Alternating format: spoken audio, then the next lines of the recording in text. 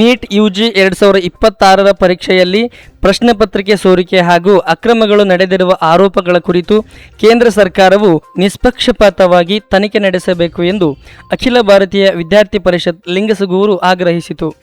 ಈ ಕುರಿತು ಪ್ರಧಾನಮಂತ್ರಿಗಳಿಗೆ ಮನವಿ ಸಲ್ಲಿಸಿದ ಎಬಿವಿಪಿ ಕಾರ್ಯಕರ್ತರು ಪರೀಕ್ಷಾ ಅಕ್ರಮಗಳಿಂದ ವಿದ್ಯಾರ್ಥಿಗಳು ಹಾಗೂ ಪೋಷಕರಲ್ಲಿ ಆತಂಕ ಉಂಟಾಗಿದ್ದು, ಪ್ರಕರಣದ ಕುರಿತು ಕೇಂದ್ರ ತನಿಖಾ ಸಂಸ್ಥೆಗಳ ಮೂಲಕ ಸಮಗ್ರ ತನಿಖೆ ನಡೆಸಬೇಕು ಎಂದು ಒತ್ತಾಯಿಸಿದರು.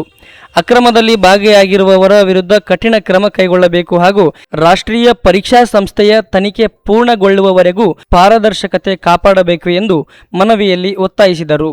ಪ್ರಧಾನಮಂತ್ರಿಗಳು ಭಾರತ ಸರ್ಕಾರ ಪ್ರಧಾನಮಂತ್ರಿ ಕಾರ್ಯಾಲಯ ಸೌತ್ ಬ್ಲಾಕ್ ರೈಸಿನ ಹಿಲ್ ನವದೆಹಲಿ ಮುಖಾಂತರ ಸಹಾಯಕ ಆಯುಕ್ತರು ಲಿಂಗಸೂರು ಉಪವಿಭಾಗ ರಾಯಚೂರು ಜಿಲ್ಲೆ ವಿಷಯ ನೀಟ್ ಯುಜಿ 2026 ಪ್ರಶ್ನೆ ಪತ್ರಿಕೆ ಸೋರಿಕೆ ಹಾಗೂ ಪರೀಕ್ಷಾ ಅಕ್ರಮಗಳ ಕುರಿತು ತನಿಖೆ ನಡೆಸುವ ಬಗ್ಗೆ ಮನವಿ.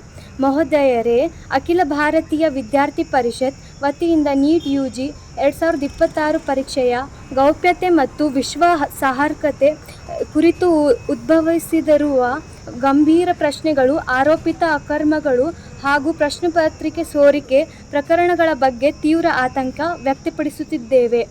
ವಿವಿಧ ಮಾಧ್ಯಮ ವರದಿಗಳು, ರಾಷ್ಟ್ರೀಯ ಪರೀಕ್ಷಾ ಸಂಸ್ಥೆ ಹಾಗೂ ತನಿಖಾ ಸಂಸ್ಥೆಗಳಿಂದ ಹೊರಬರುತ್ತಿರುವ ಮಾಹಿತಿಗಳು ದೇಶದ ಲಕ್ಷಾಂತರ ವಿದ್ಯಾರ್ಥಿಗಳು ಹಾಗೂ ಪೋಷಕರಲ್ಲಿ ಪರೀಕ್ಷಾ ವ್ಯವಸ್ಥೆಯ ವಿಶ್ವಾಸಾರ್ಹತೆ ಕುರಿತು ಆತಂಕ ಮತ್ತು ಅನಿಶ್ಚಿತತೆಯನ್ನು ಉಂಟುಮಾಡಿವೆ.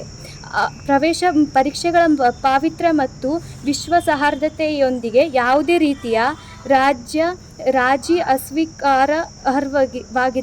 ಪರೀಕ್ಷೆಗೆ ಮುನ್ನ ಪ್ರಶ್ನೆ ಪತ್ರಿಕೆ ಅಥವಾ ಅದರ ಯಾವುದೇ ಭಾಗ ಕೆಲವು ವ್ಯಕ್ತಿಗಳ ಕೈಗೆ ತಲುಪಿದ್ದರೆ ಅದು ಕೇವಲ ಪರೀಕ್ಷಾ ವ್ಯವಸ್ಥೆಯ ಮೇಲಿನ ದಾಳಿ ಮಾತ್ರವಲ್ಲದೆ ವರ್ಷಪೂರ್ತಿ ಪರಿಶ್ರಮ ಪಟ್ಟು ತಯಾರಿ ನಡೆಸುವ ಲಕ್ಷಾಂತರ ವಿದ್ಯಾರ್ಥಿಗಳ ಭವಿಷ್ಯದ ಮೇಲಿನ ಅನ್ಯಾಯವೂ ಆಗಿದೆ ಹಾಗೂ ರಾಷ್ಟ್ರೀಯ ಮಟ್ಟದ ಪರೀಕ್ಷೆಗಳಲ್ಲಿ ತಾಂತ್ರಿಕ ಭದ್ರತೆ, ಪ್ರಶ್ನೆ ಪತ್ರಿಕೆಯ ಗೌಪ್ಯತೆ, ಪರೀಕ್ಷಾ ಕೇಂದ್ರಗಳ ಮೇಲ್ವಿಚಾರಣೆ ಹಾಗೂ ಸಂಸ್ಥಾತ್ಮಕ ಹೊಣೆಗಾರಿಕೆಯನ್ನು ಮತ್ತಷ್ಟು ಬಲಪಡಿಸಿ ಭವಿಷ್ಯದಲ್ಲಿ ಇಂತಹ ಘಟನೆಗಳು ಮರುಕಳಿಸದಂತೆ ಕ್ರಮ ಕೈಗೊಳ್ಳಬೇಕಾಗಿ ಕೋರುತ್ತೇವೆ. ಧನ್ಯವಾದಗಳು.